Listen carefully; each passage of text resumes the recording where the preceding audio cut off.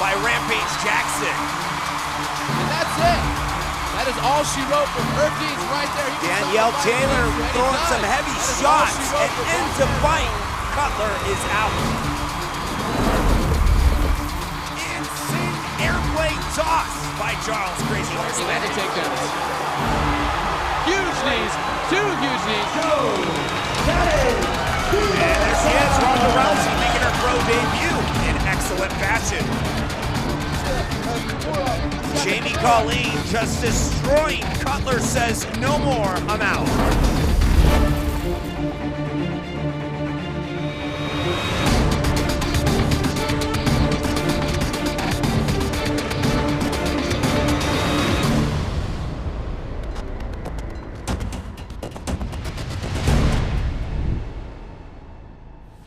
And a quick look at our rules of combat based on 3 5-minute rounds, and of course 5 5-minute rounds for championship bouts. And of course in the amateur division that changed to 3 3-minute rounds, and of course 5 3-minute rounds for championship bouts in the amateur division. It's based on the 10-point must system, judging criteria, and to get things started, we'll go ahead and throw it to the cage. Reno, are you ready? Please welcome to the cage, Cody, No Joke Noise. First up to the ring tonight is Cody Noise. Noise hails from Sioux Falls, South Dakota, and stands at 5 feet 11 inches tall. This bout is set in the 155-pound weight class, 3 minutes, 3 rounds apiece. Once again, this is Future Legends 45. King of the Cage is here at the Silver Legacy Resort and Casino. We got a night full of amateur fighters, all putting everything that they have, you know, in their skill and technique, everything in their fighting capabilities to the cage.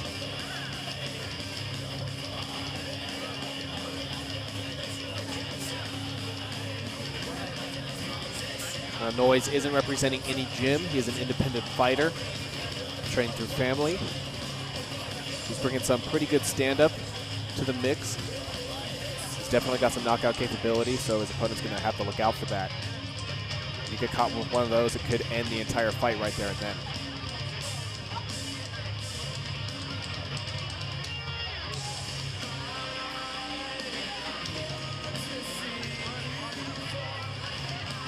Noise is a very athletic fighter. He's very agile, very quick. He can take a punch. We'll have to see how he fares in the cage. This is his first amateur fight here tonight with King of the Cage, as Cody Noise heads inside.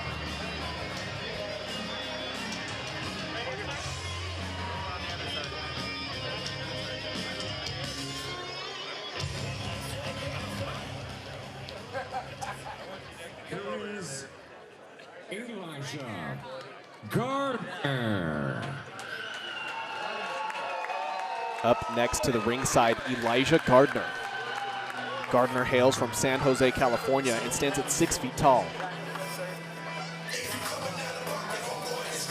He's currently fighting out of the 155-pound division. His amateur MMA record now standing at 0 wins and 1 loss. He's looking to make up for that loss and pick up his first win here tonight.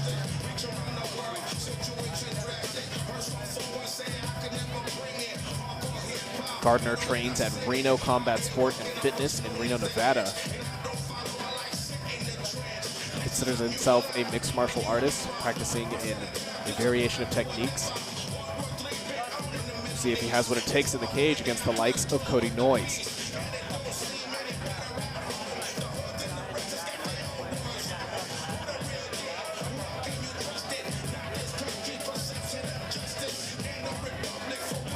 Gardner definitely looking a little more in shape of the two. He may have some better cardio.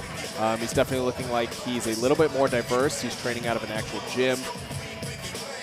See what he has to bring to the table. You never know, though. Can't discredit Noise at all. He could be bringing some serious stand-up to the cage, and I'm sure it's going to make for an exciting first bout. And that's what we always like about amateur bouts. They always tend to bring a lot more energy to the table because, you know, this is everything. They're out here putting it all on the table for everyone else here in the audience, trying to prove themselves, trying to get to that professional division. We'll see if Urijah Gardner has what it takes.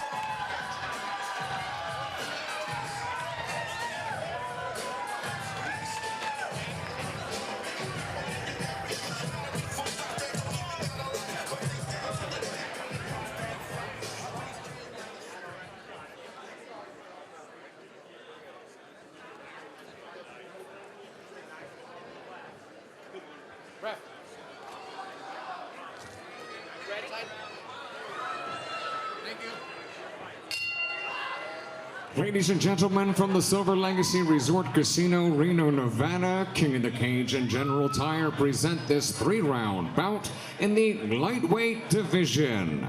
After the bell rings, your referee in charge of the action, Joe Sullivan. Introducing first, fighting out of our Lucas Oil blue corner, standing 5 feet 11 inches tall, official weight 160.4 pounds. Ladies and gentlemen, from Sioux Falls, South Dakota, presenting Cody No Joke Noise.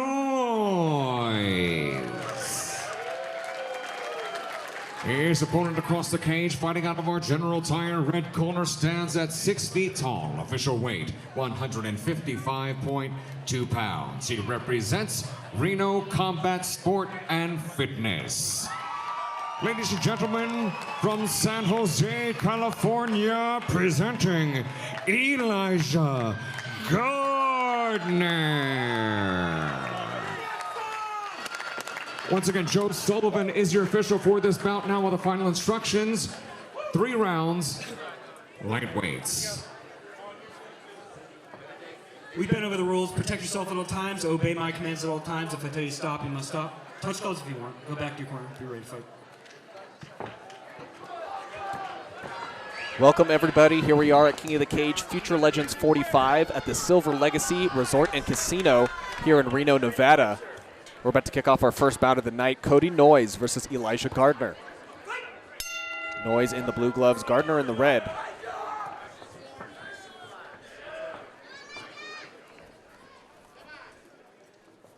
Once again, this is a Future Legends event. That meaning that all of these fights here tonight will be amateur. 3 rounds set at 3 minutes apiece. And it looks like they're starting off with some heat here. Gardner throwing off some nice strikes. Yeah, that's one good thing you can expect with amateur fights. They go all out right off the bat. You know, I mean, sometimes study a little bit, but not too long because you don't have that much time to sit there and study your opponent.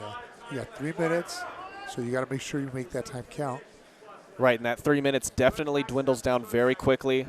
Especially compared to professional bouts. If you take a full 3-round amateur bout, it only ends up being about 6 minutes, or 9 minutes of fighting time as compared to 15 minutes that you're fighting in the professional division. Yeah, that's almost half right there. So I mean, you got to make sure you make good use of your time when you're in that ring. Gardner doing a good job switching up those strikes. Got to give a little credit to Noise right there, though. He bumped him off pretty good coming off the ground right there.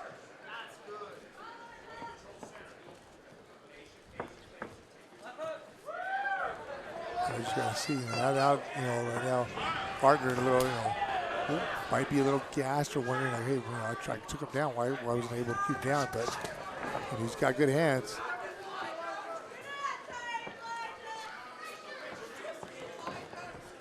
Gardner now closing in on Noise, pushing him up against the fence. I was thinking Noise was trying to bait Gardner to come in and do this exact thing, try to go to the ground, and maybe Noise has a plan right here. Noise now dishing some damage out. Keep him busy with those body shots. Gardner trying to change position here. Just under a minute left in this round.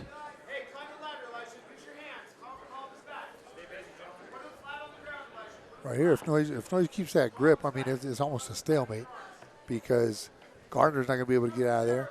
And I mean, what do? You just, start over again. But if Gardner gets his head out of there. Gardner's pretty quick, almost lands that hook there. As he gets out of that and immediately shoots down for another single leg. Noise is ready for it, though. Gardner can't sit there with Noise doing that to him right there. He did that the first time he shot it on him. He's doing it now again. Those might not seem like nothing, but hey, let someone hit you like that a couple times over and over again, it adds up. Yeah, it's a real soft spot of the body. No matter how hard you work out, that's going to start hurting after a while. I mean, right there too, Gardner's carrying all of Noise's weight on him. I mean, that's right there. That was a positive on Noise's behalf. And that'll conclude round number 1. We'll take a look at the replay here. Both fighters doing a great job so far opening up this night's events. Gardner coming off really hot in the beginning, and Noise starting to learn a little bit more about Gardner's style, what Gardner's trying to go for, and countering effectively. Yeah, I know. Yeah, every time Gardner tries to take Noise down, that's where Noise has the advantage. Welcome back from the break. Here we are, round number 2. Cody Noise versus Elijah Gardner. Both fighters are pretty even so far. Can't really give the advantage to anybody just quite yet. Gardner definitely seeming to excel in the stand-up. Noise doing a little better in the ground game.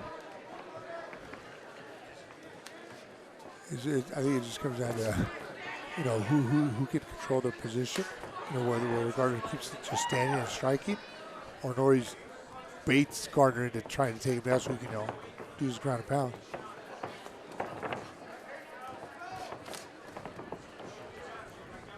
Noise keeping some good distance between them. Ooh, lands a nice overhand there.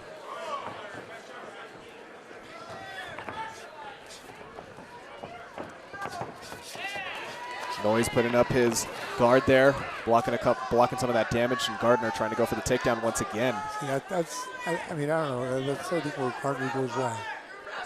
He strikes him. Noise covers up, doesn't fight back, doesn't strike back, just covers up. So he's got free range to hit him anywhere he wants. But then he opts to just push him over. He's trying to take him down.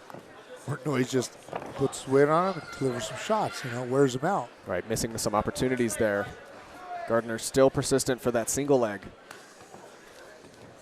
Noise in a good position here, dealing a lot of damage to the side of the body.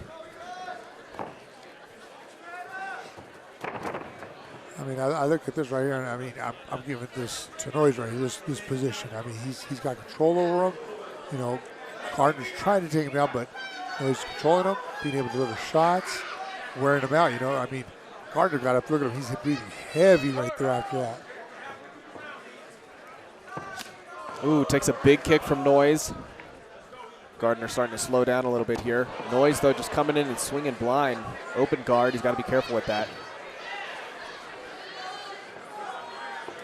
Yeah, Noise, I mean, he can't get careless either. He's getting an advantage by tiring Gardner out. But, yeah, if he comes in, not well protected, he's going to catch one from Gardner. And it looks like Noise having an issue with, I can't tell if it's his wrist or his shoulder. He keeps working that arm a little bit, trying to stretch it out.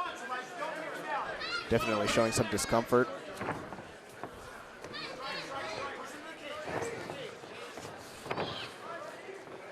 Just nearly misses.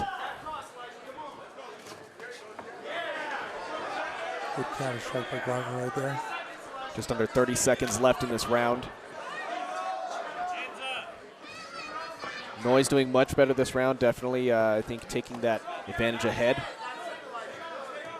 Dishing out a little more damage. Both fighters looking relatively fatigued, but I think Noise is in a little better shape. This right here helps him out a lot, though. Making Gardner carry him. Definitely. Right here at the end of the round, going to finish strong. And that's it for round number 2. An impressive performance from Cody Noise. We'll take a look at the replay coming up here, and we still have a 3rd round coming up after. So Noise doing a great job this round.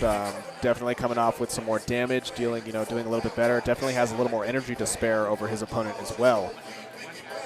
Yeah, but right there you saw Gardner delivering some good shots. Opportunity was there. He always used, keep his distance so he could deliver the shots properly, but then he opts to go for this. The position that gives Noise the advantage.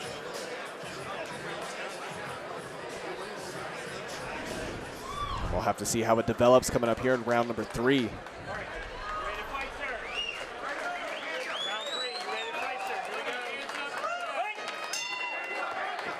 And they're off. We'll see if one of these fighters can finish. Ooh, and a nice uppercut to open things up from Noise. Yeah, Gardner was not expecting that. No, he was not. That was kind of a little kind of a half feint. Switched it up to an uppercut halfway through.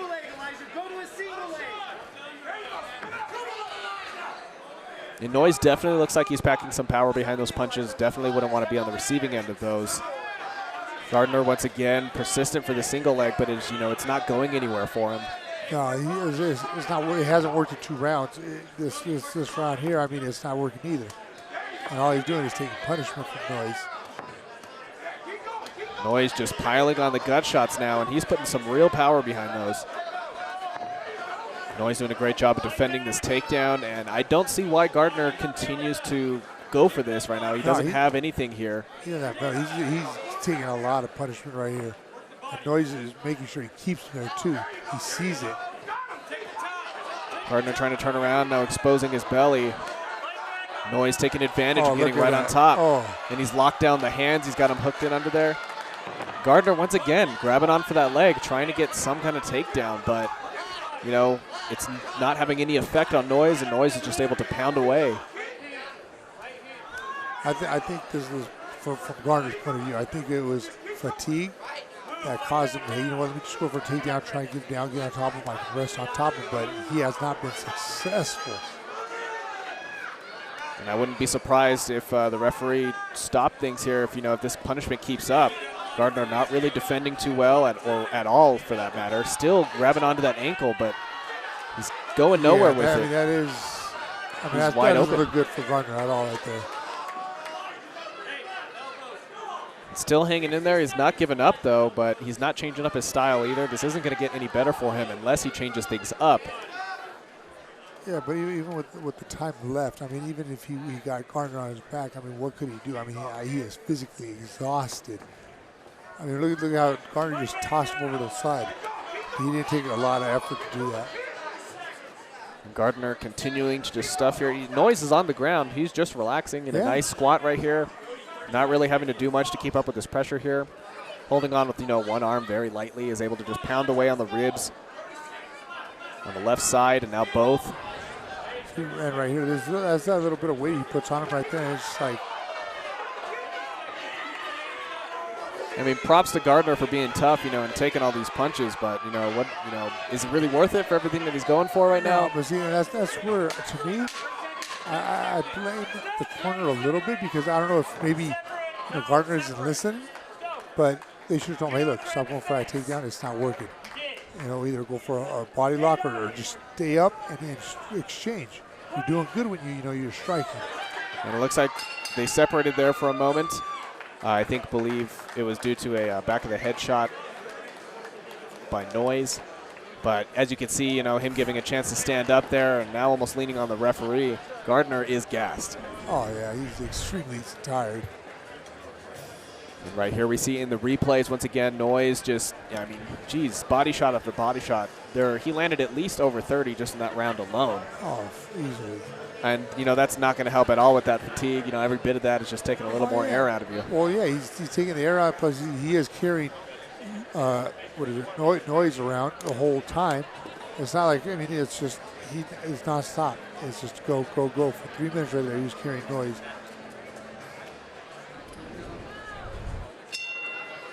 Ladies and gentlemen, after 3 rounds of lightweight action, we go to the judges' scorecards. Judge A scores this bout 30-27.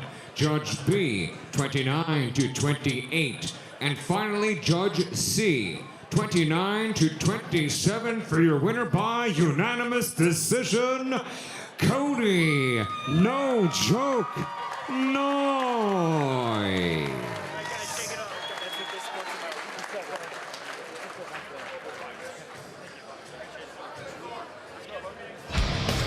King of the Cage on MAV TV will return after this.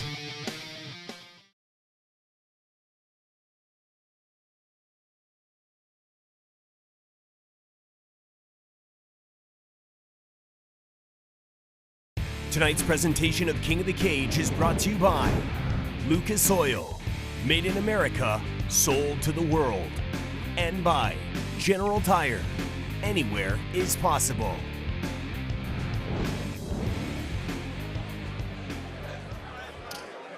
Here is Jeremiah Matthew. Up next to the cage side, we have Jeremiah Matthew. Matthew hails from Antioch, California, and stands at 5 feet 9 inches tall. He's currently fighting out of the 165-pound weight class. His current amateur MMA record stands at 1 win and 0 losses. He's looking to keep up that winning streak and pick up his second win here tonight. He currently trains out of Team Salguera in Antioch, California. He trains in a mixture of stand-up and ground game, keeping his technique sharpened. He's a pretty good boxer. We'll have to see if it's enough, though, to defeat the likes of Brendan Ireland.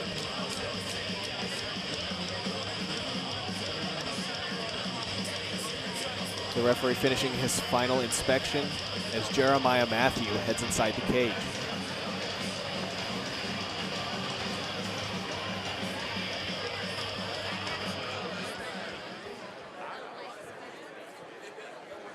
Here is Brendan Ireland. Now making his way to the cage, the opponent, Brendan Ireland. Ireland hails from Reno, Nevada, and stands at 5 feet 8 inches tall. He's fighting out of the 165-pound weight class. His current amateur MMA record standing at 3 wins and 0 losses. He's looking to pick up his 4th win here tonight and keep that win streak going. We've seen Ireland plenty of times here at King of the Cage before. He's had an impressive early amateur career so far. Definitely someone to be looking out for. He's very tough, very agile. He's got a good stand-up and a great ground game. He currently holds a blue belt in Brazilian Jiu-Jitsu and trains out of Charles Gracie Brazilian Jiu-Jitsu Academy in Reno, California. As I was saying before, Ireland has proved himself many times here in the cage. He's got plenty of cage experience. He fights like a professional. He's got a great mix of techniques. He's definitely going to prove to be a very tough opponent, whether this ends up coming out to a brawl or going down to the ground. This is a great matchup for both of these fighters, an excellent learning opportunity, no matter what the outcome. One of these fighters, though, their winning streak is going to end tonight. Someone is going to pick up a loss, and someone's going to take home that win. As Brendan Ireland heads inside the cage.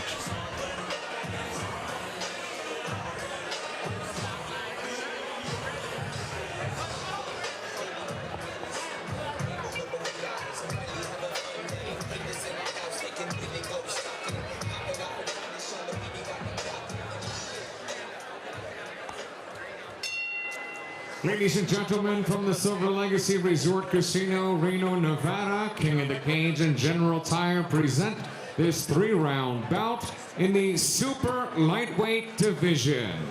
After the bell rings, your referee in charge of the action, David Shirley. Introducing first, fighting out of our Lucas Oil blue corner, standing 5 feet 9 inches tall, official weight 163.8 pounds. He represents Team Salguera.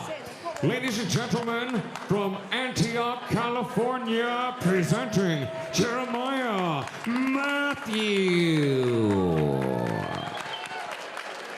His opponent across the cage, fighting out of our General Tire red corner, stands at 5 feet 8 inches tall, official weight 164.6 pounds. He represents the Charles Gracie Brazilian Jiu-Jitsu Academy.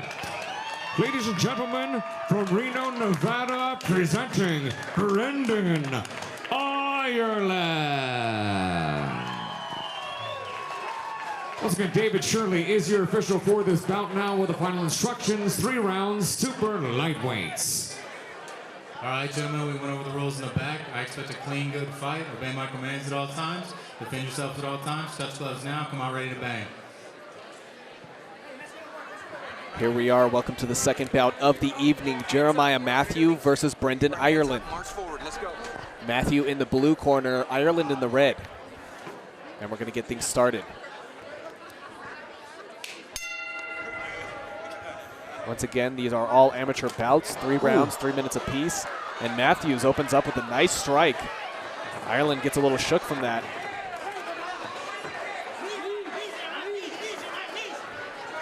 Ireland now returns with a heavy strike. Really nice, look at that. But look at the recovery right there, the knowledge of knowing, hey, you know what? I gotta switch it up. They're fresh. They got all the strength in the world right now. Matthews just picks him up, takes him down to the ground, but now Ireland has his head locked up. Well, Ireland's got a great position. All he's got to do is lock his legs and stretch Matthews out. You know, he's just doing all head. He's not using his lower half of his body, which is what finishes the submission at this point. You know, that's the part of managers is you learn, hey, you know what? You had it. What would you do wrong? You didn't lock your legs up. You didn't stretch them out. Because, I mean, looking at how he has it, that's all he would need. And it'd be over quickly. And they're back up to their feet. Matthews getting another chance to reset here. Now trying to throw some more shots back at Ireland. Oh, he's doing good. Right there for coming back right there. And Ireland taking things down to the ground.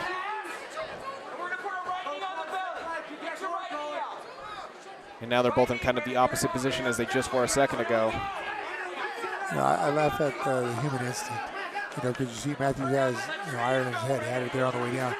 And he's just holding it there. And it's just, you got to hold on to something of your opponent and say, I got him here. Even though that's, you know, works against you in that sense. Because if Matthews were to let go of his head, he could turn and pop back up, use the hands to get up instead of just holding him and slowly getting back and putting him in this bad position. Matthews now in a very vulnerable position here. Ireland taking the back. He's got his hooks in. He's trying to get that rear naked, but he's got to set it up. You know, and this is a good spot to do it because he's got all his weight on Matthews, so start to soften him, put some punches in there, distract him, make him think something else, and he'll give you the neck without even knowing. Just under 45 seconds left in this round. Ireland may have enough time here to set something up. We'll see how strong Matthews' defense is. I mean, good job on dropping his weight the way he did, but I think Matthew might have Ireland's hand right there, so make it more difficult for Ireland. Yeah, he doesn't have much time left, but it is possible. We've seen quicker submissions before. See if he could sink something in. Otherwise, we'll be seeing a round number 2. Yeah, biggest mistake people on the bottom like Matthews, not that he's doing it, but maybe he is. What they do is they try and say, you know what, let me just get out of here, and they don't pay attention to their neck, and they leave it open. That looks pretty deep. It does. And that's it, right at the end. Right before the bell. I mean, that wasn't even a second before the bell. Literally on the bell. Matthews tried to hold on as much as he can, tried to get saved by that bell, but sometimes it just drags out a little longer than you think. Yeah. I mean, right here, you know, he had the guillotine. He had it. All he had to do was lock his legs and stretch Matthews out, and it's over. You know, right here, Matthews did a great job, you know, coming back, giving some good shots in, trying to keep that distance, keep Ireland off him. But Ireland persistence did a good job right here taking him down. Yeah, and Ireland was able to finish the round right here with the rear naked choke. He was working for it for quite some time, was really running the clock all the way down to the very end, was able to use every second of that to his advantage. Ladies and gentlemen, the official time, 2 minutes and 59 seconds of round number 1. Your winner by tap out submission from a rear naked choke, Brendan, Ireland.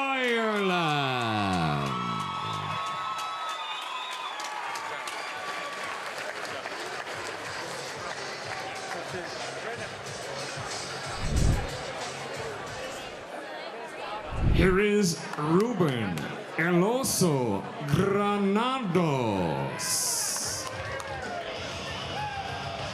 Next, making his way to the cage side, Ruben Granados. Granados hails from Bishop, California, and stands at 5 feet 7 inches tall.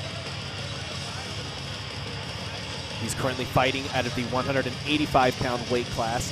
His amateur MMA record standing at 0 wins and 0 losses. He's looking to pick up that first win here tonight. Granados is a diverse fighter. He's got some heavy hands, and he's also got a blue belt in Brazilian Jiu-Jitsu. He trains out of Easter Sierra BJJ in Bishop, California. So like I was saying before, he's bringing a diverse toolkit to the ring tonight. Like I was saying before, Granados is definitely going to be bringing those heavy hands to the table. If his opponent wants to duke it out, you know, he's going to totally welcome that. And, you know, it may end up being a very dangerous but very quick fight.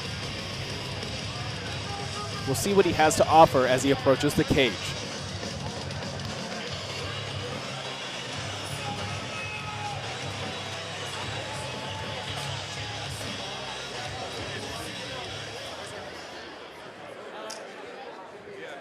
here is Brady Rivera. Now welcome to the cage, Brady Rivera. Rivera hails from Reno, Nevada, and stands at 6 feet 2 inches tall. He's currently fighting out of the 185-pound weight class. His amateur MMA record stands at 0 wins and 1 loss.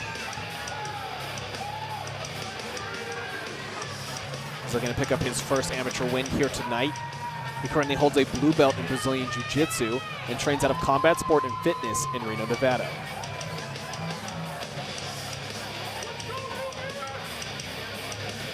Rivera also bringing a pretty diversified skill set to the table. He's got a lot of power in his fist, as well as some Brazilian Jiu-Jitsu training in the background.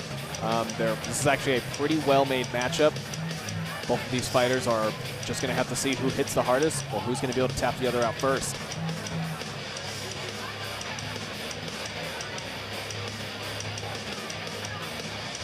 We'll see as Brady Rivera heads inside the cage.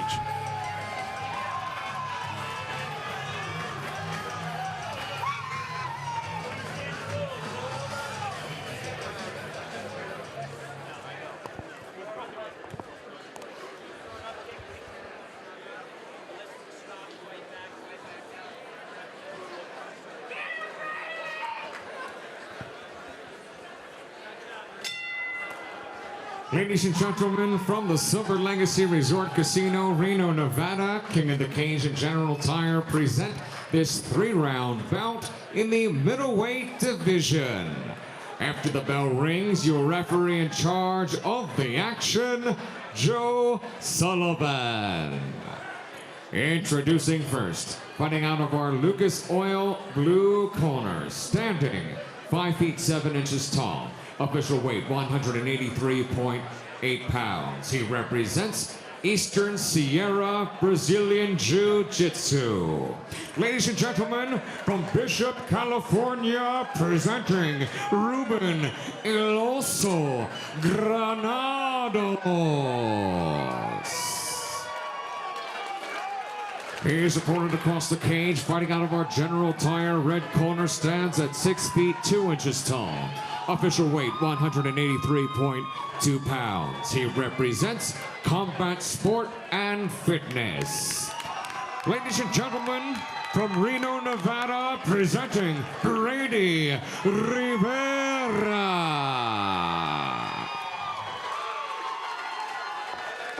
Once again, Joe Sullivan is your official for this bout. Now with the final instructions, 3 rounds, middleweights.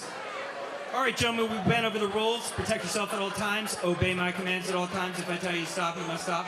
Touch gloves if you want. Go back to your corner. Be ready to fight. Here we are, third bout of the evening. Ruben Granados versus Brady Rivera. Granados in the blue corner, Rivera in the red. And they're going to get started.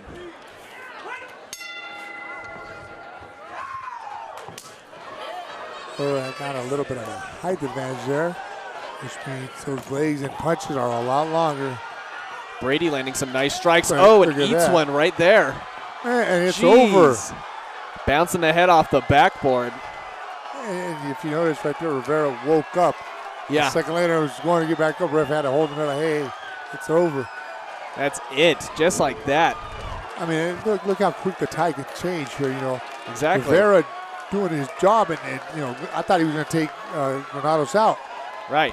But then, just like that, one punch, boom, changes the whole thing. One more time, we'll see that. And yeah, Rivera definitely looked like he was going to start leading this round. I did not expect it to go this way, but all it takes is one punch from Granados. Throws that overhand, and there it is. Connects perfectly with the chin. Then bounces the head, and that's it. Ladies and gentlemen, the official time, 16 seconds, round 1. Your winner by knockout, Ruben El Oso Granados.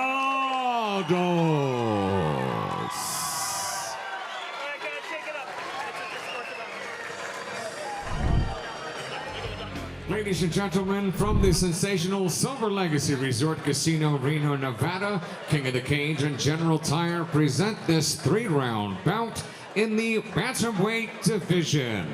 After the bell rings, your referee in charge of the action, David Shirley. Introducing first, fighting out of our Lucas Oil blue corner, standing 5 feet 5 inches tall, official weight 134 pounds. He represents the Savage Den. Ladies and gentlemen, from Oroville, California, presenting Gabriel Gonzalez. His opponent across the cage, fighting out of our General Tire red corner, stands at 5 feet 6 inches tall. Official weight 133.6 pounds. He represents the Charles Gracie Reno Academy. Ladies and gentlemen, from Reno, Nevada, presenting Harry Vickroy.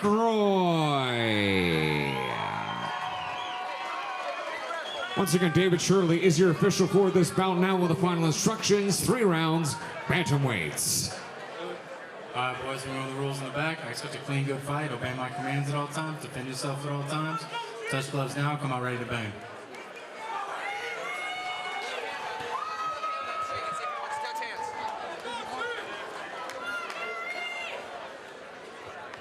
Here we are. Welcome to our 4th bout of the evening. Gabe Gonzalez versus Harry Viceroy. Gonzalez in the blue corner, Viceroy in the red. And it looks like they're going to start things quickly here. Viceroy coming in with some shots. You always got to be, I mean, no matter what, I mean, it is what you want to see, but you got to be careful as a fighter when you're coming in quick like that, because it just takes one shot to throw you off balance. And look at that right there, one shot, but it wasn't that low and that bad. Referee says keep it going.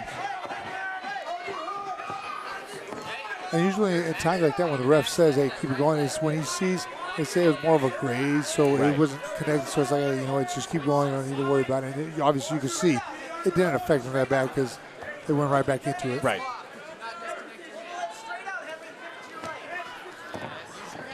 Viceroy trying to get this takedown here. Gonzalez up against the fence. Viceroy continuing to keep this pressure up. I'll give credit to Gonzalez for not allowing, you know, Viceroy to get a good takedown, clean takedown. I mean, he's making him work right here. There you go. There you go. Hey, that head. That's what it's for. You know, use it. Doing a good job staying busy here. Viceroy throwing some knees now. Looking for the double leg, possibly. Gonzalez doing a good job of defending, as you were saying. Yeah, just like anything, you know, everything's got to be set up. If Viceroy, you just push it for a takedown, Gonzalez knows, hey, he's going for a takedown. I'm defending. But when he started punching, you know, kneeing and doing all that stuff, it changed, you know, Gonzalez's posture, which, you know, there's opportunity. And it looks like they're going to reset here.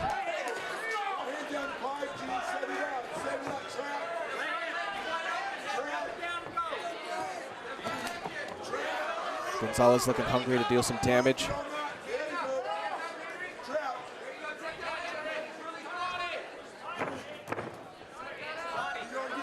Viceroy looking for the kick, taking his time now.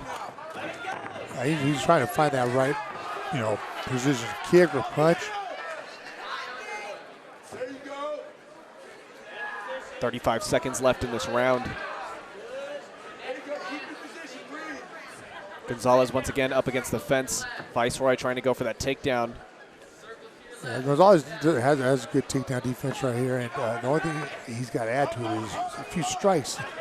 Throw Viceroy off. You know, it goes both ways, you know, whether you're trying to get a takedown or you're trying to defend the takedown. Gonzalez right there using the cage a little bit to get up. You know, he was quick about it, so the ref might have not seen it. And see, that's right there, those punches, those knees, that's what, you know, you do when you're looking at that cage. Either you're on your back or you know, pressure on. Right, Gonzalez finishing strong there, able to do some damage right there at the end and holding his own well. Not giving Viceroy very much room to, you know, complete what he was looking for. Viceroy definitely looking to take this fight down to the ground, although he is holding himself pretty well in the stand-up. Gonzalez as well, throwing some nice strikes back and forth. Yeah, this next round, I hope, I don't, you know, the Viceroy's corner told him, hey, you know, stop pushing up against the cage. You know, you can't get that takedown. It's not working right now.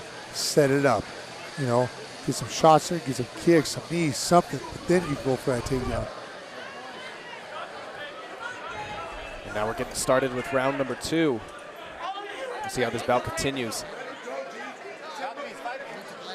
I have a feeling Gonzalez is going to want to pick up the heat this round, try to make up for some of that damage he took last round. Viceroy now pushing once again, right back up against the fence. But see, that's the thing, Gonzalez, he's got to not let himself get pushed against that fence. He's got to circle out. You know, Viceroy doing one thing, going straight at him. All you got to do is cut the corner.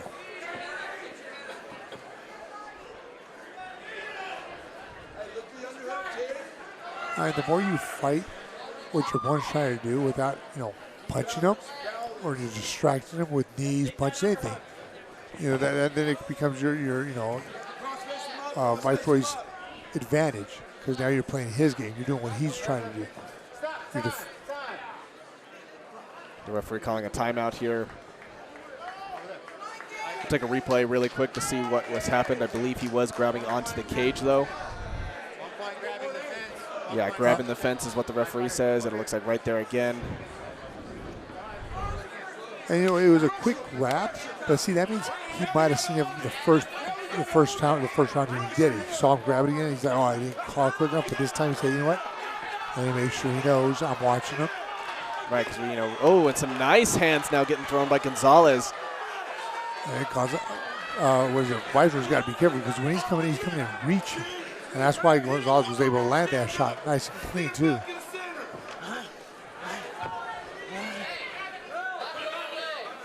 Viceroy trying to weaken those legs.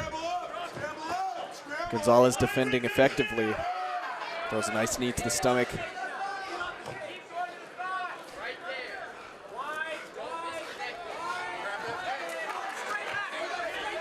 Looks like Viceroy might get it.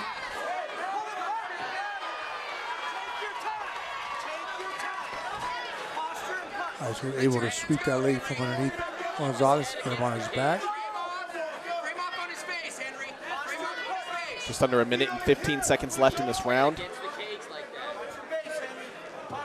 Viceroy finally getting that opportunity on the ground that he's been looking for. Let's see if he can make something out of it. I mean, Gonzalez doing a great job right here, just keeping him all tied up and close. So yeah, he can't posture up. He can't really deliver any significant hard shots. I mean, if you just hold him here, yeah, you know, a few more seconds, ref might just get him up. Kicks him away, gives him just enough time to get back up to his feet. Gonzalez reacting very quickly. Viceroy trying to throw some strikes here, deal some damage. Gonzalez countering. Gonzalez just got to move off that fence, though. I mean, you know, doing a good job trying to fight back, but when he's there, Viceroy, you know, just right away, you know, if he feels anything not going his way, hey, let me get you a piece of cage. I'll lean on you. You can't punch me no more, and I'm safe.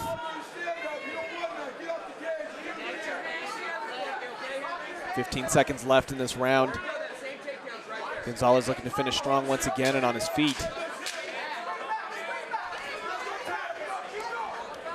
Pounding away at the ribs now. Gonzalez doing whatever he can in these last few seconds. And that's it for round number 2. You know, Gonzalez did the same thing in the first round. You know, with the last 10 seconds, he just started teeing off on him. He's got to pick that up before, though, way before those 10 seconds, you know, and just start doing that, because it will stop Viceroy from doing this right here to him. Because now, you know, Viceroy, when he gets him here, he's like, man, I'm getting hit when I, you know, get him in this cage. I got to either hurry up, take him down like this, get on top and avoid that, or, you know, I'm going to take this punishment. Yeah, Gonzalez doing a good job of turning this fight over into his favor, but it's really going to depend all on this final round here, if he's able to pick up enough heat and throw out enough damage to knock Viceroy off guard. Ladies and gentlemen, the red corner is no longer able to continue this evening due to injury. The time comes at the very end of round number 2. Your winner by TKO, Gabriel Gonzalez.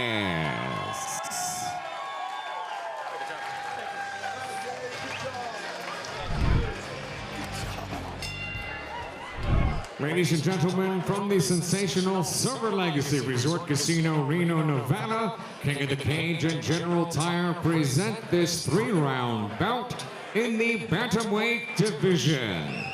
After the bell rings, your referee in charge of the action, Joe Sullivan. Introducing first, fighting out of our Lucas Oil blue corner, standing at 5 feet 6 inches tall. Official weight, 130.4 pounds. He represents the San Diego Range Fighting Academy and West Coast Brawlers. Ladies and gentlemen, from San Diego, California, presenting Raul the Hustler Garcia.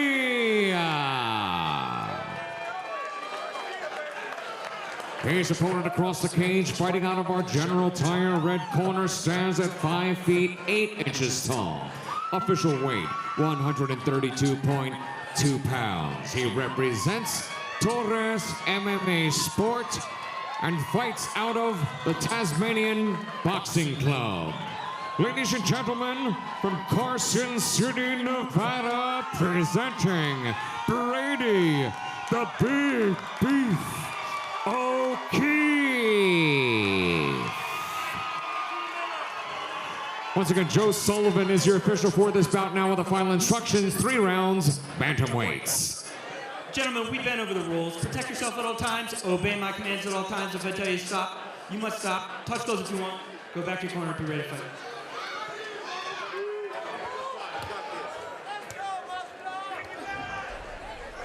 Here we are. Welcome to our next bout of the evening. Raul Garcia versus Brady O'Keefe.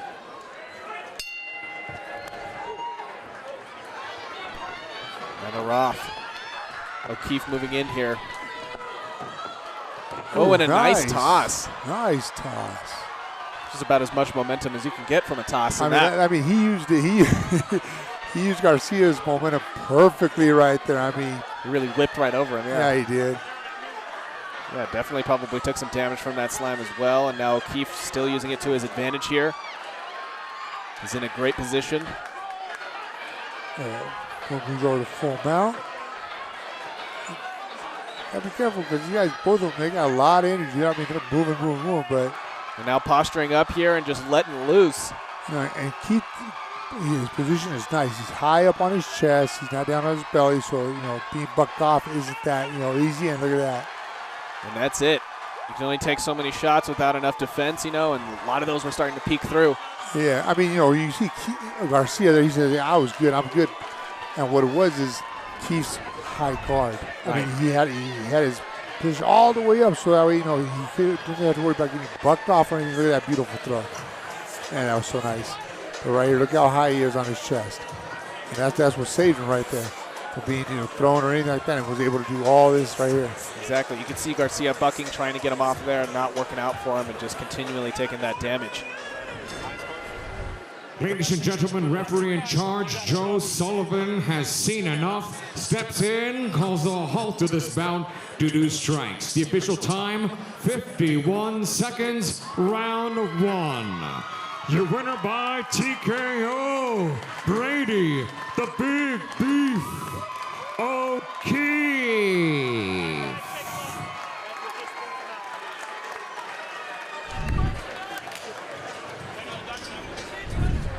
Here is Don Diggity Murphy.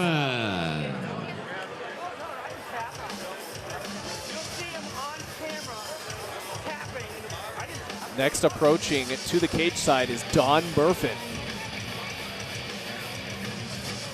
Murphin hails from San Diego, California, and stands at 5 feet 8 inches tall.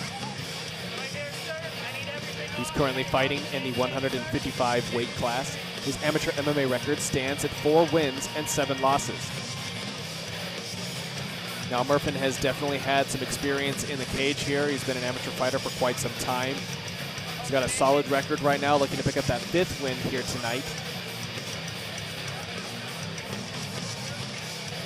Every fight that these amateurs have is just a step along the way to the path of being a professional fighter. It all adds up and it all counts. Murphin currently trains out of San Diego Range Fighting Academy. He considers himself a freestyle fighter, so he could be bringing a multitude of options to the table. Don Murphy definitely has a pretty strong stand-up as well as a ground game, so it could opt in either direction. It's really just up to him on which one he would like to choose. Don Murphy now makes his way inside the cage.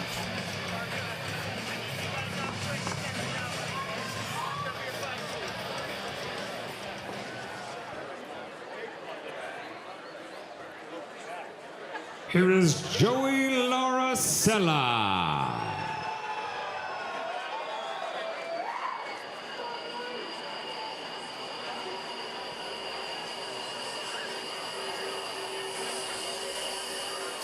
Now making his way to the cage side, Joseph Laracella.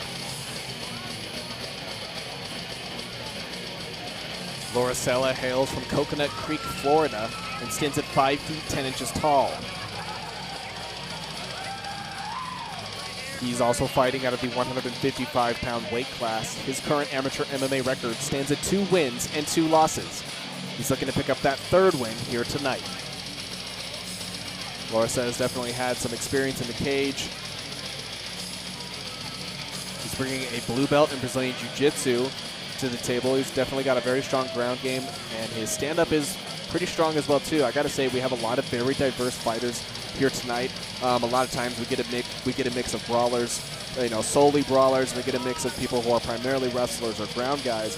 But this is a very diversified set of fighters going all out tonight. Ladies and gentlemen, from the Silver Legacy Resort Casino, Reno, Nevada, King of the Cage and General Tire present this 3-round bout in the lightweight division. After the bell rings, your referee in charge of the action, David Shirley. Introducing first, fighting out of our Lucas Oil blue corner, standing 5 feet 8 inches tall. Official weight, an even 156 pounds. He represents the San Diego Range Fighting Academy. Ladies and gentlemen, from San Diego, California, presenting Don Diggity Murphy. His opponent across the cage, fighting out of our General Tire red corner, stands at 5 feet 10 inches tall. Official weight, 154.6 pounds. He represents Combat Sport and Fitness. Ladies and gentlemen, from Coconut Creek, Florida, presenting Joey Laracella.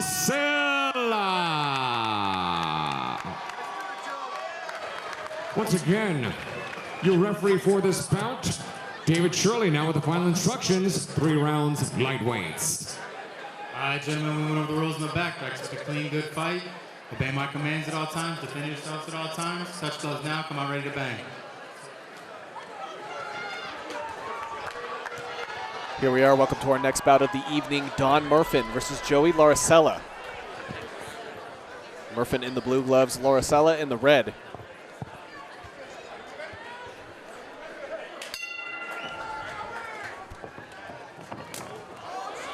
Moving up in the weight classes here. Got a little bit more power now behind these punches. Big kicks. Some good movement by these big boys right here. Some damage getting dished out there. Don Murphy getting a little shaky. Yeah, but good recovery on his part. I mean, he was quick to jump right back up. Eats a big knee from Laracella. Laracella dishing out some strikes now.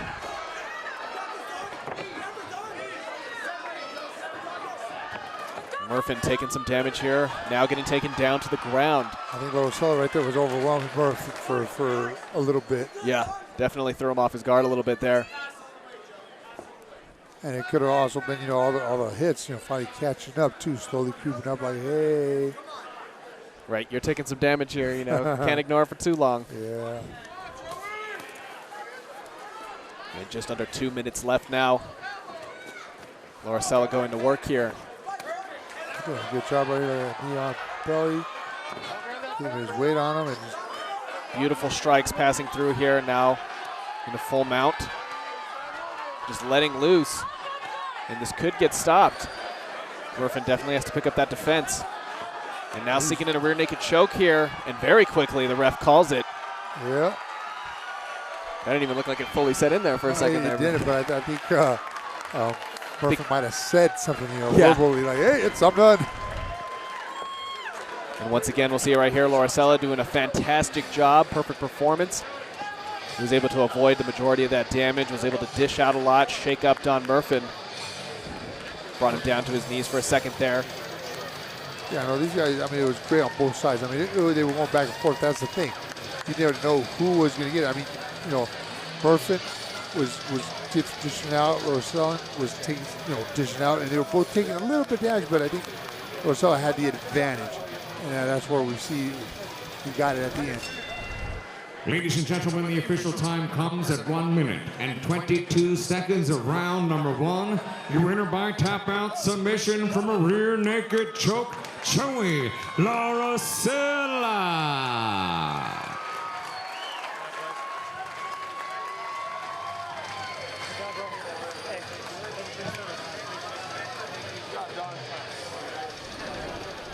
Here is Quinton Hammond.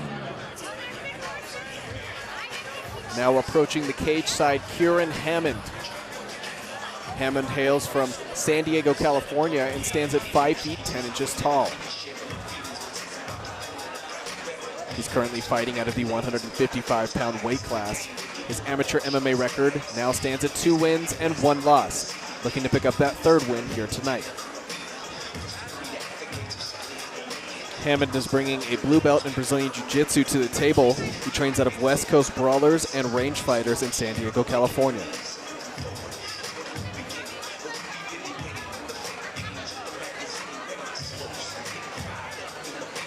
Hammond says he comes from a grappling base with a heavy wrestling influence, so we may see this fight going down to the ground rather early.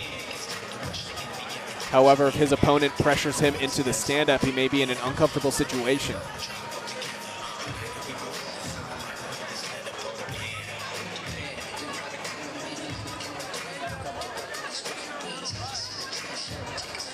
We'll see if Quinton Hammond has what it takes as he heads inside the cage.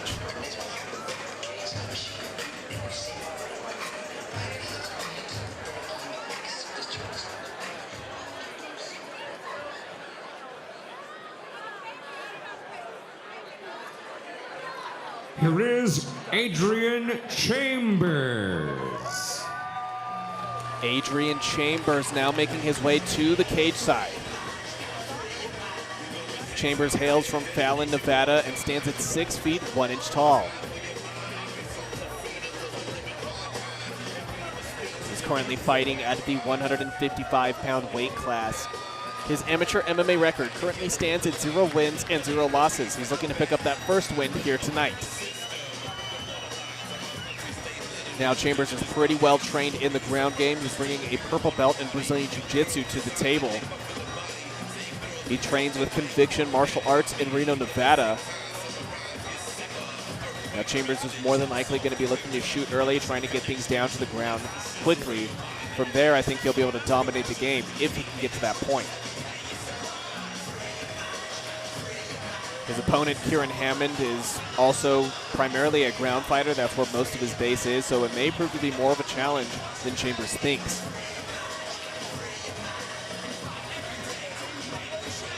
As I was saying before, Chambers is got a very strong ground game base.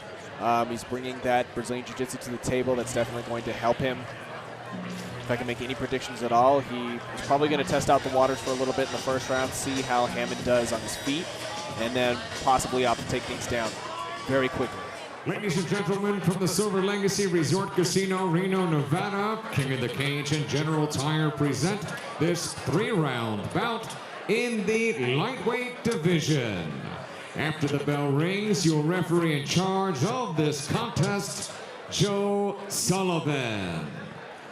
Introducing first, fighting out of our Lucas Oil blue corner, standing 5 feet 10 inches tall. Official weight 150.6 pounds. He represents the West Coast Brawlers and Range Fighters. Ladies and gentlemen, from San Diego, California, presenting Kieran Hammond. His opponent across the cage, fighting out of our General Tire red corner, stands at 6'1", official weight 153.2 pounds. He represents Conviction Martial Arts. Ladies and gentlemen, from Fallon, Nevada, presenting Adrian Chambers.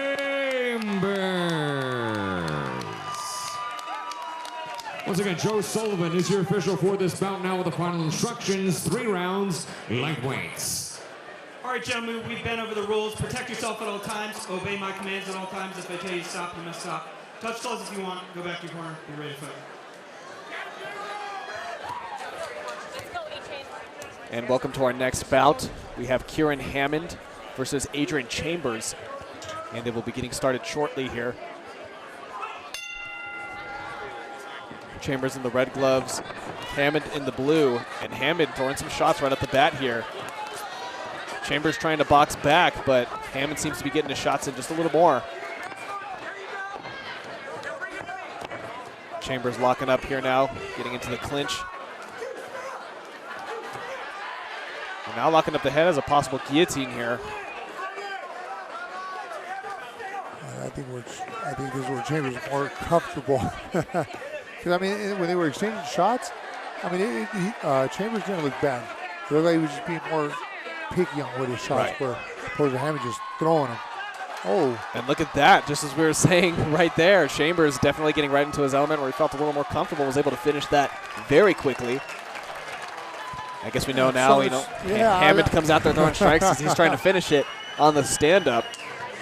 And all Chambers had to do was last through it. Yeah, I guess it might have been, Chambers just baiting him in like, hey, we're going to box, stand up all the way, and all of a sudden just right here, boom. Turn things around, and just like that, he's able to tap him out. Ladies and gentlemen, the official time, 41 seconds of round number 1. Your winner by tap-out submission from a rear naked choke, Adrian Chambers.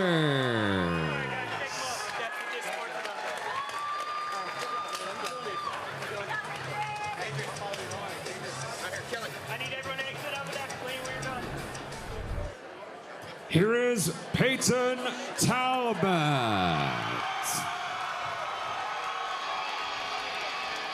Up next to the cage side, we have Peyton Talbot. Talbot currently hails from Reno, Nevada, and stands at 5 feet 10 inches tall. He's currently fighting out of the 135-pound weight class. His amateur MMA record stands at 3 wins and 0 losses. He is definitely looking to keep that streak going here tonight and pick up a 4th win. Once again, a lot is on the line tonight. Winning tonight's bout will grant the winner the King of the Cage Amateur Bantamweight World Championship. We've seen Talbot a few times here at King of the Cage before. He's a very agile, up-and-coming fighter. Fights like a professional, definitely going to be making a transition soon, I would assume. Talbot has really proved himself here in the cage. He's got lots of experience. He trains out of Reno Academy of Combat. He's got a lot of wrestling in his background. He's got a great mix of stand-up, and his ground game, of course, is very impressive. His striking is extremely accurate. We'll see how he plays it all on the table as Peyton Talbot heads inside.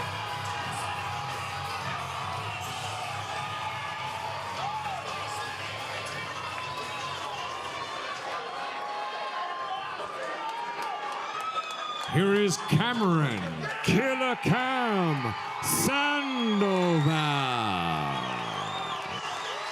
Now making his way to the cage side, Cameron Sandoval. Sandoval hails from Reno, Nevada, and stands at 5 feet 8 inches tall. He's also fighting out of the 135-pound weight class. His current amateur MMA record stands at 5 wins and 0 losses. Cameron Sandoval, another impressive fighter we've seen here plenty of times at King of the Cage. Definitely another prime prospect for the professionals. He trains out of combat sport and fitness. He's got a great mix of styles from his stand-up down to his wrestling and his ground game. He's looking to pick up that 6th win here tonight. Both of these fighters are undefeated, but somebody is going to take home a loss. And the other? Well, the other becomes the King of the Cage Amateur Bantamweight World Champion. Now both of these fighters are going to be bringing 150% to the table. No holds barred. They're going to be pushing the limit as much as possible. It's going to be a great learning experience for both of these fighters as well as they pursue their further career. And Cameron Sandoval is ready as he heads inside the cage.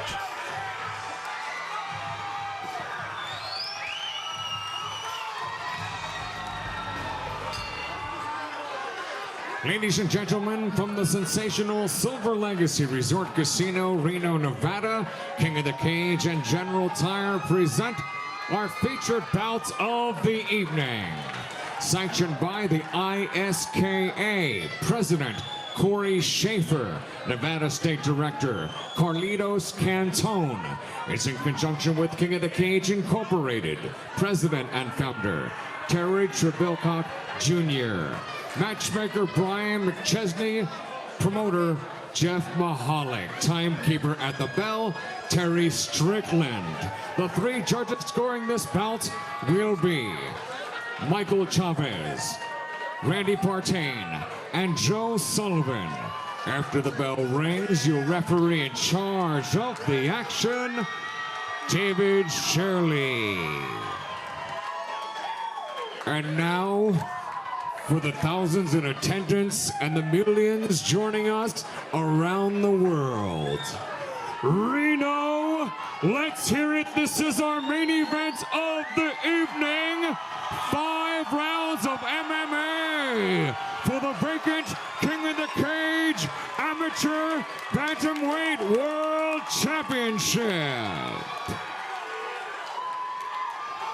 Introducing first, fighting out of our Lucas Oil blue corner, standing 5 feet 10 inches tall, official weight 134.2 pounds. This Reno Academy of Combat fighter has a record of 3 victories with no defeats. Ladies and gentlemen, from Reno, Nevada, presenting Peyton Talbot.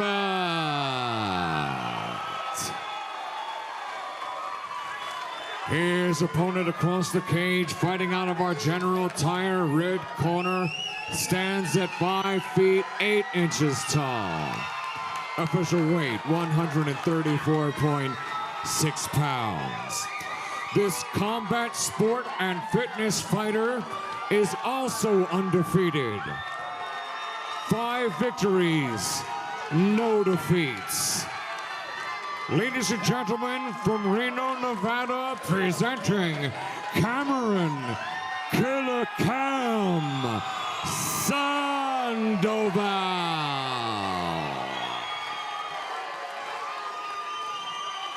Once again, David Shirley is your official for this bout now with the final instructions. 5 rounds, bantamweights. All right, gentlemen, we went over the rules in the back. I expect a clean, good fight. Obey my commands at all times. Defend yourselves at all times. Touch gloves now. Come out ready to bang.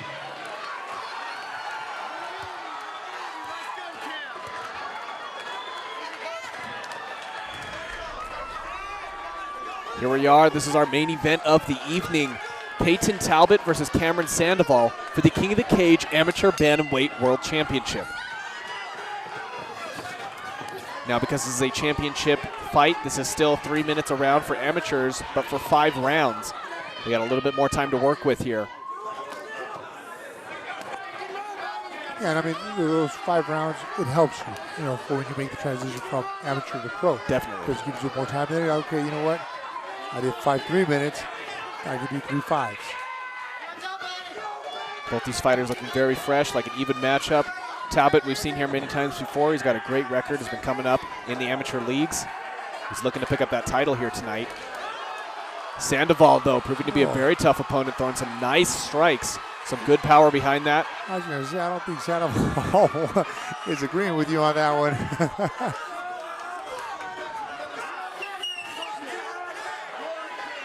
I mean, you know what? That's the great thing about a title fight like this right here. Both guys, great competitors, equal. it ain't one-sided. Right. You know, that's what, you don't want to get a one-sided fight and just win a championship and then say, hey, you know what, I won. Right, exactly. Because then where's the challenge? You know, you want somebody who's, you know. And then from here, especially from amateurs, you go to pros and all of a sudden you get your butt whooped and you're like, what happened? You know, I was a champ, I beat these guys, but when you fight tough opponents in amateur, you can transition and say, you know what, hey, I know what it's like to fight someone tough. Right. You know, let's do someone it. who trains, someone with great technique, who knows how to plan out their fight, as opposed to just, you know, your typical brawler or whoever, and it just comes out. Definitely preparing you for those professional fighters because it's a different game, you know, once it gets up into the professional leagues. Yeah. And you can't expect, hey, you know what, I'm just going there, hit him once, it's over in a minute, or submit him, and in the first round, I'm done. Right, you have to prepare for the long haul. Yeah.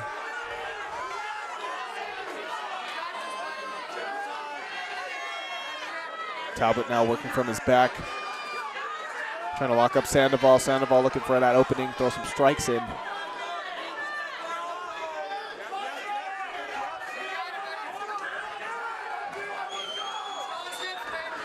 Just under 50 seconds left in this round. Sandoval getting that elevation there for a second. And now locking up the head of Talbot. Yeah, Talbot's got to be careful because Sandoval, I mean, he's coming to hurt him. You know, I mean, every chance he gets, he drops a hard, heavy shot. Whether it lands or not, you know, hey, it's up to Talbot. And right here, Talbot's not in any danger. He's off pretty much on the side. Can't get choked out, submit, anything like that, but he can just pop his head out and get a good position. Making good use of those strikes there, staying busy. Sandoval slipping out here, trying to make it back to his feet. Talbot locking him back down to the ground and throwing more strikes, doing a great job here.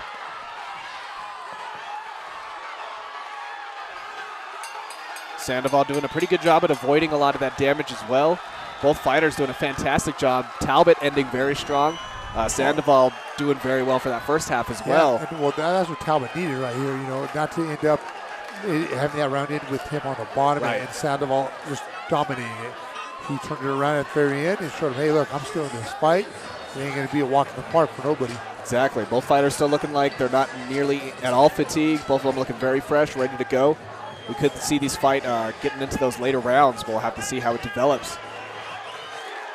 All right, welcome back. Here we are, round number 2. This is our title match, main event of the night. Peyton Talbot versus Cameron Sandoval once again for the King of the Cage Amateur Bantamweight World Championship. Both fighters had a very strong first round, and they're snapping right back into it again. And it looks like it's the first round right here. Coming out strong and just aggressive. Yeah, both guys don't even look like they've broken a sweat yet. They're coming out here hard, 150%. Those shots are definitely dealing some damage back and forth. Talbot doing a little better in the stand-up here now. I'd say he should be trying to keep it here because I can see right there, Sandoval putting pressure, you know, trying to close that distance.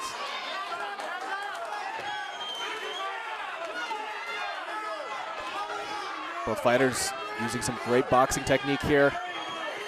Sandoval landing some nice strikes. I think Sandoval has just a slight reach advantage here. He seems to be connecting from a little further away.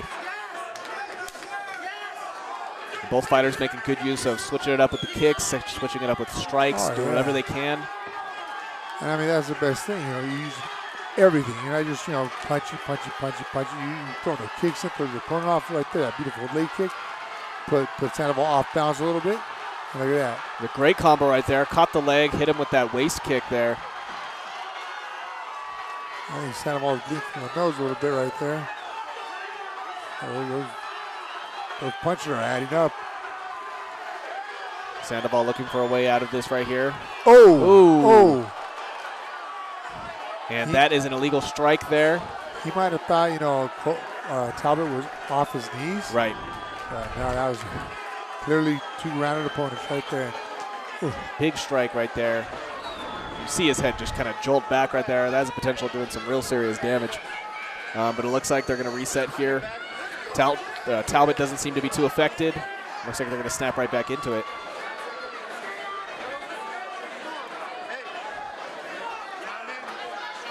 What I like right here is just trying back to the same position so he don't lose that position just because of the foul that was caused. Right. Well, a lot of times you'll see the refs will just restart him standing up. Talbot moving in, dealing some more damage here.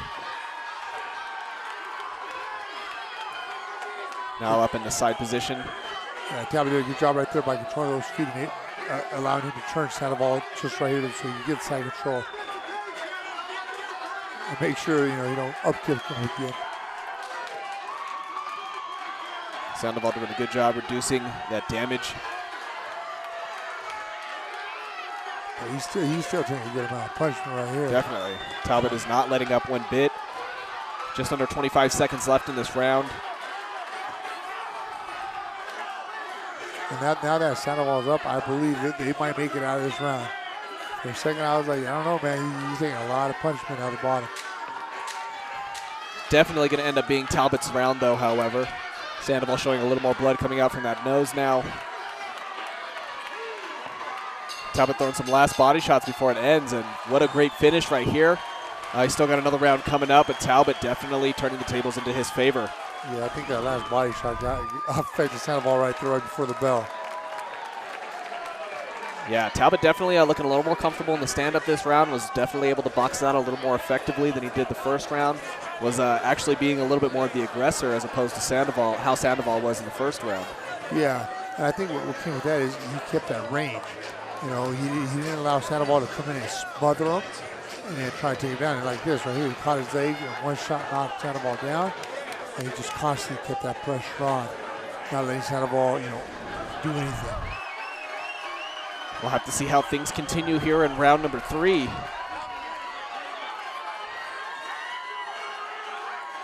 Both fighters know exactly what's at stake here. This is for a title championship in the amateur division. Both fighters look like they really want this, but Talbot is pushing forward. Sandoval returning with some strikes here, looking to make up for that lost time. Sandoval looks a little slower than Talbot.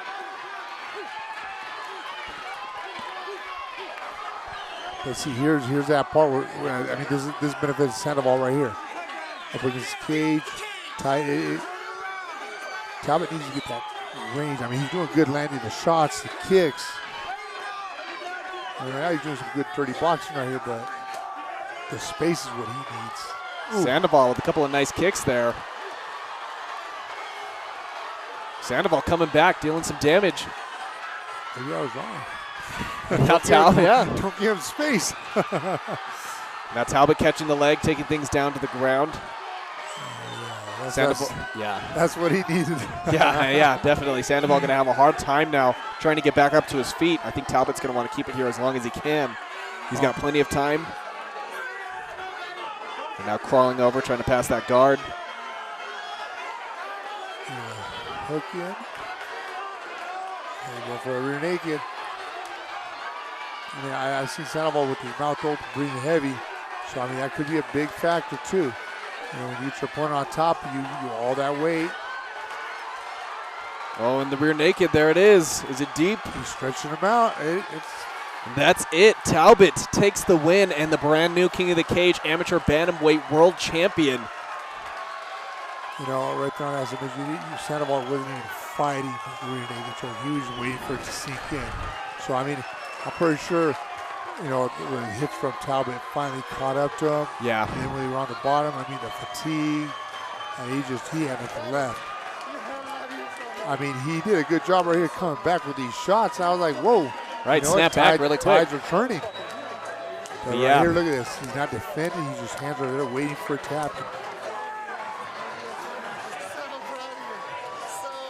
Yeah.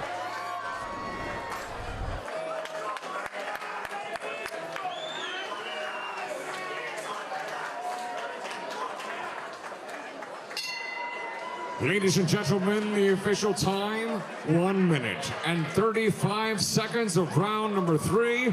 Your winner by tap out submission from a rear naked choke and new King of the Cage amateur bantamweight champion in the world, Quinton Talbot.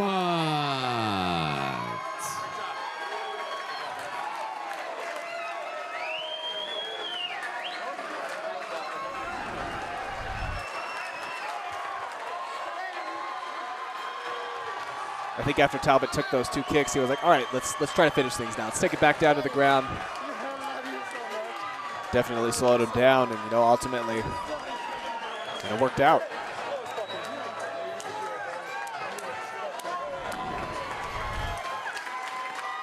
And now I'm with the new King of the Cage, amateur bantamweight champion, Peyton Talbot.